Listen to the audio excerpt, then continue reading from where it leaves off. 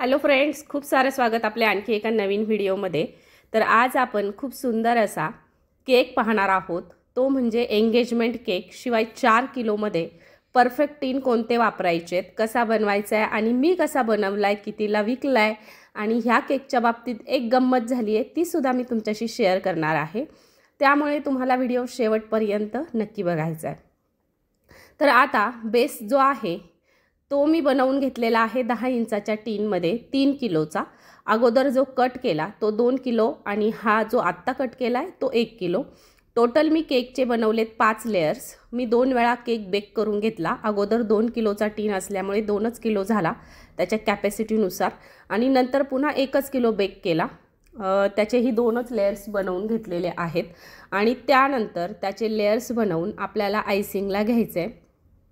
Icing करणं फारसं अवघड नाही आहे, पण जेव्हा डिझायनिंगची वेळ येते ती मात्र थोडंसं डिफिकल्ट जातं किंवा जसं पाहिजे तसं किंवा आपल्या मनात जसं आहे तसं जर का घडलं तर मग बरं वाटतं, पण नाही घडलं ना मग मात्र बरं वाटत नाही।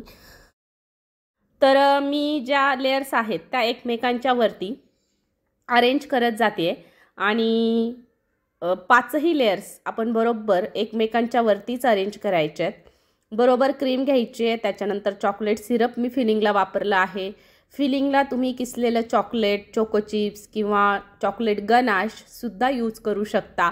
ब्लॅक फॉरेस्ट फ्लेवर असेल तर तुम्ही इथे स्ट्रॉबेरीचं क्रश किंवा चेरीचे थोडे थोडे पीसेस सुद्धा यूज करू शकता फिलिंगमध्ये। आपण फिलिंगमध्ये काय वापरायचं हे सर्वस्वी आपल्यावर डिपेंड आहे मी सांगितल्यापैकी, कारण चॉकलेट फ्लेवरला आपण काहीही नाही वापरू शकत। तर आता हा केक टॉल झालेला आहे। हा जो बनवते मी हा 3 किलो आणि यानंतर 1 किलोचा मी बनवलेला आहे। 1 किलोचा केक मी 6 इंचाच्या टॉल टीनमध्ये तो बेस बनवून घेतला होता। म्हटलं खालचा जास्त वजनदार बनवावा, म्हणजे जेणेकरून वरच्या केकचा लोड खालच्या केकवरती नको। कधीही बनवताना काय करायचं, 2 टियर असो 3 टियर असो, सगळ्यात खालच्या बेसमध्ये जास्त वजन वापरायचं म्हणजे केकचं आणि त्यानंतर वरचे थोडेसे कमी बनवायचे। तो करून मी दिला फ्रीजमध्ये ठेवून आणि त्यानंतर बनवते वरचा टियर जो की 1 किलोचा आहे आणि अगोदर जो झाला तो 3 किलोचा, म्हणजे टोटल केक आहे 4 किलोचा।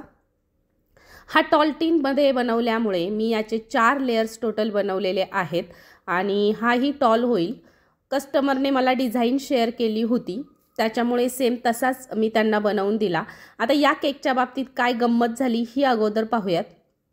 झालं असं की नवरीकडून ही ऑर्डर मला कन्फर्म झाली आणि जी नवरी आहे तर ती माझं क्लासचं स्टुडंट आहे। माझ्याकडून ती केक शिकून गेलेली आहे। भरपूर मटेरियलसुद्धा घेऊन जायची, भरपूर केकच्या ऑर्डर्ससुद्धा तिने कंप्लीट केलेल्या आहेत आणि विशेष म्हणजे जेव्हा ती केक शिकली तेव्हा तिच्या घरी फ्रीज नव्हता, पण जेव्हा ती केक शिकून घरी गेली तर तिच्या पप्पांनी लगेचच फ्रीज आणला। असे सुद्धा भरपूर आईवडील आहेत की आपल्या मुलीची कला म्हणजे वाढवण्यासाठी त्यांना खूप सारा सपोर्ट करतात। तर आता हा 1 किलोचा सुद्धा रेडी झाला आहे। दोन्हीही मी डीप फ्रीजमधून सेट करून घेणार आहे आणि मगच फायनलायझिंग करणार आहे। केक मला अगदी 2च किलोमीटर द्यायचा होता, फारसं लांब नव्हतं, 2 किंवा 3 किलोमीटर असेल। आता गंमत सांगते, तिचं फक्त साखरपुडा होता, लग्न लगेच नाही आहे। साखरपुडा असल्यामुळे तिचा मला फोन आला, 2-3 दिवस ती माझ्याशी चर्चा करत होती, असा हवाय तसा हवाय आणि फायनली तिने 4 किलोची ऑर्डर कन्फर्म केली। फोटो पाठवला, सेम असाच हवाय। म्हटलं ओके। त्याच्यानंतर झालं असं, आमच्याकडे 2 हॉल शेजारी शेजारी आहे, एक रायगड लॉन्स आणि एक अतिथी लॉन्स। आणि मग मला माझ्या एका मैत्रिणीचा फोन आला, मैत्रीण म्हणजे मला सिनियर आहेत त्या, तर त्यांचा फोन आला, म्हणजे एजनी सुद्धा माझ्यापेक्षा मोठ्या आहेत। तर म्हणे अगं आपल्याला केक हवा एंगेजमेंटचा, किती किलोमध्ये कसा होईल आणि किती किलो छान दिसेल। तर त्यांना सांगितलं जर 2 टियर करायचा असेल तर फार फार तर 1.5 किलोच्या पुढे बनवा आणि एकच सिंगल बनवायचा असेल तर 1 किलोचा एकच सफिशियंट होईल। तर त्या बोलल्या की नाही ग, जरा छानच दिसला पाहिजे। मग म्हटलं ठीक आहे, तुमच्या हिशोबाने मला सांगा, मग तसा मी सेम केक तुम्हाला बनवून देईल। तर कस्टमरचं असं म्हणणं आलं की किती किलोचा बनवायला पाहिजे। म्हटलं आता किती किलोचा बनवायचा हा सर्वस्वी तुमचा प्रश्न आहे। आता उद्याची मला एक ऑर्डर आहे, म्हटलं 4 किलोची एंगेजमेंटसाठीच हवा आहे, रायगडला न्यायचं आहे त्यांना। तर ती बोलली अगं रायगडला, मग कुणाकडून ऑर्डर आली आहे? मी सांगितलं वैष्णवी म्हणून. तर ती बोलली अगं वैष्णवी म्हणजे ती नवरीच आहे आमचीच, तर त्यांनी नवरदेवाकडून मला फोन केला होता. तर म्हटलं अहो ती ऑर्डर मला कन्फर्म झाली आहे, 4 किलोची वैष्णवीने कन्फर्मसुद्धा केली आहे. तर त्या बोलल्या अरे देवा ठीक आहे, बरं झालं तुम्हाला सांगितलं, नाहीतर मग केक डबल झाला असता. अशी काही गंमत होती कधी कधी. आणि कधी कधी घरूनसुद्धा डबल फोन येतात, म्हणजे जर एखाद्या बेबीचा बड्डे असेल तर तिच्या मम्मीचाही कॉल येतो आणि पप्पांचाही येतो. कारण गेली 4 ते 5 वर्ष झाले आपण या सेवेत आहोत. 2019-20 पासून मी केक बनवते. आज 6-7 वर्ष होत आली आहेत आणि प्रत्येकाचं सेलिब्रेशन आपल्या घरात आपल्या केकशिवाय होत नाही, असे काही काही कन्फर्म लोक आहेत. तर आता केकला मला जरा टेक्स्चर इफेक्ट द्यायचा होता, त्याच्यामुळे मी घेतला बटर पेपर. ॲक्च्युली इथे सिल्वर पेपर पाहिजे होता, पण तो माझ्याकडे नव्हता. म्हटलं चला बटर पेपरने जमतंय का बघूयात. जमत होतं, पण मला पाहिजे तसं नाही आवडलं. मग मी काय केलं, सरळ पॅलेट नाईफ घेतला, थोडीशी क्रीम लावून घेतली आणि मग त्यानेच हा टेक्स्चर इफेक्ट दिला. तसा जनरली मी पॅलेट नाईफनेच देते, पण तिने जी डिझाईन सेंड केली होती त्याला मध्ये मध्ये या पद्धतीचं होतं, वरती डिझाईन होती म्हणून. आणि हा खालचा बेस 3 किलोचा झाला आणि वरचा बेस हा वरचा आहे, जो खालचा आहे तो 3 किलो आणि वरचा जो आहे तो 1 किलो, असा टोटल 4 किलोचा केक मी त्यांना दिला आणि तिलाही केक खूप आवडला. आता केकच्या प्राईजबाबत बोलूयात. अलगदपणे उचलून हा केक मी ठेवलेला आहे आणि मध्ये एक स्टॅकिंगसाठी स्टिकसुद्धा वापरली आहे, कारण 2 टियरसाठी शक्यतो वापरायची. आता उन्हाळा दिवस आहे, उगाचच नेताना केक डॅमेज वगैरे व्हायला नको. थोडा थोडा आवाज तुम्हाला गाण्याचा वगैरे येत असेल तर आमच्या बाजूला लग्न आहे, त्याच्यामुळे कालसुद्धा व्हिडिओ आला नाही, 2 दिवस व्हिडिओ आला नाही. कंटिन्यू त्यांचे गाणे चालू आहेत आणि शक्यतो माझं दुपारीच एडिटिंगचा वेळ असतो. मी केकमुळे फार दमते, त्याच्यामुळे पहिले मी रात्री एडिट करायची, पण मी आता रात्री नाही एडिट करत, मी दुपारी एडिट करते. आणि दुपारी मग कोणी ना कोणी येतं, केक एडिटिंगला घेतला का कोणी आलं आणि 3:30 पर्यंतच मी व्हिडिओ टाकते, त्याच्यानंतर मग नाही टाकत. आणि कधी कधी असं होऊन जातं. असो, या पद्धतीची एक गोल्डन लेस तिने पाठवलेल्या केकला होती, मग मीही तशीच यूज केली आणि केक असा छान बनवलेला आहे. टॉलमध्ये थोडासा केक मोबाईलमध्ये सुद्धा बसाना, कारण हाईट जास्त होती केकची त्याच्यामुळे. आणि केकची प्राईज म्हणाल तर तिला मी चॉकलेट केक असल्यामुळे 600 रुपये किलोप्रमाणे देईल असं सांगितलं.